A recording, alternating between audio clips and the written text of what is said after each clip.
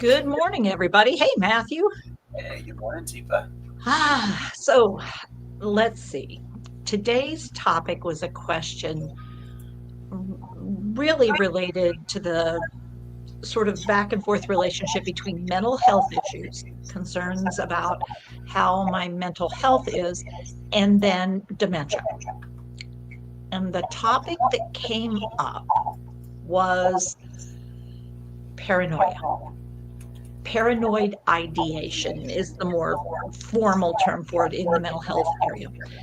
And what we're thinking about, what we're talking about here is I believe that people are against me. I believe that people are specifically trying to do something to hurt, harm, or um, change something in my life. And so they could be trying to poison me, try to kill me, try to put me in prison, try to take away my rights, try to.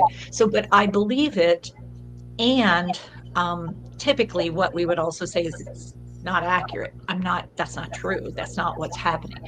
So, the theme of a paranoid ideation is that even though I believe that thing in the reality of everyone else, that is not happening the way in which people are saying that it's happening. So if we talk about that, Matthew, and think about dementia, this gets a little tricky because as my brain is changing and as the wiring connections are fraying and dropping off a little bit, what I have left to me is what I have. And in those moments, that's what I can use. So if I have absolutely no memory of you and I going to the doctor and the doctor saying, here's the new medication I want you to take. I want you to take this because it's going to hopefully help you get sleep at night or help you be more alert and aware or help you be calmer or help you. So anyway, there's some reason. And I said, oh, that's a great idea at the time. And now, because of the type of dementia I have absolutely no memory of that happening. And now you're trying to get me to take a medication. Yeah. Well, it's Teepa, so the doctor said you were supposed to take this. What doctor? What are you talking about? We went and saw him yesterday, We Teepa. never went and saw a doctor. I don't understand why you think you're going to get me. I know what you're trying to do. You don't like how I'm living my life. You have always had issues with how I live my life. And I am not going to just take something because you say so. I don't even know where you got this from. I know what you're up to. So, okay, so I'll just pause.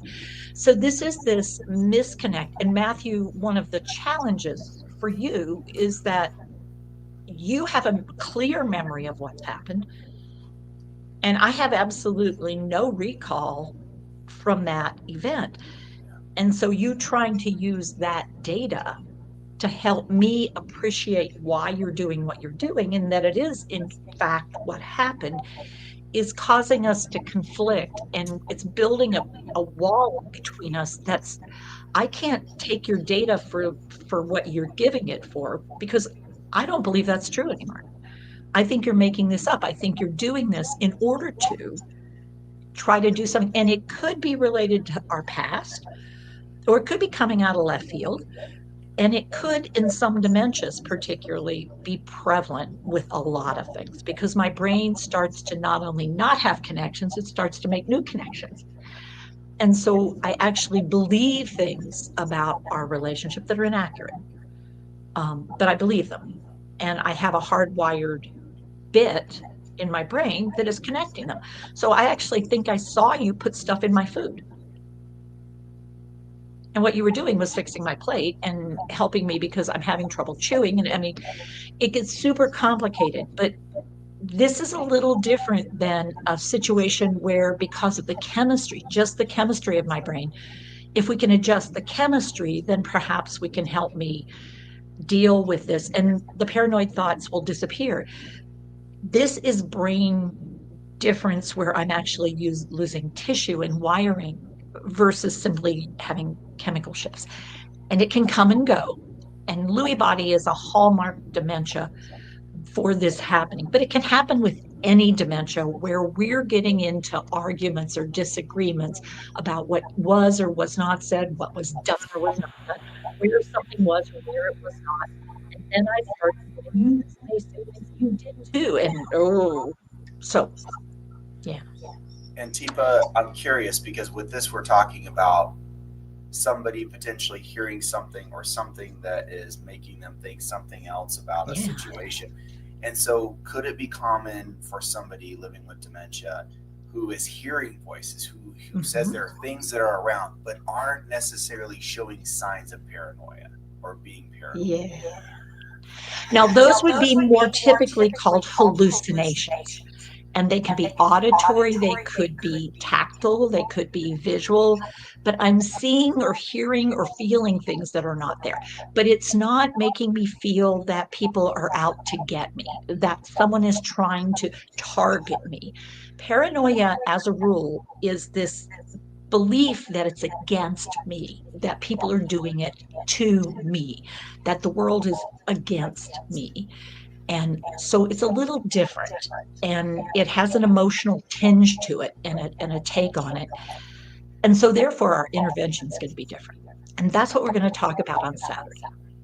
So if you're curious, if you want to know more, if you have additional questions, because perhaps someone has had a mental health issue in the past, but now it feels different. It feels more intense. It feels, I don't know what it feels. But if you're feeling like you've got an issue, you might. And it's time to maybe get curious rather than judgmental. And it's time also to realize, there's two sides to the street.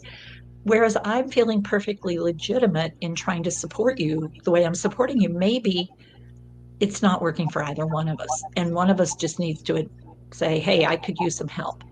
And that's really what we would like to see happen because we believe when we reach out and we connect and we communicate, we can change how things are happening for both parties. We think about using our pipes and our 5 Ps.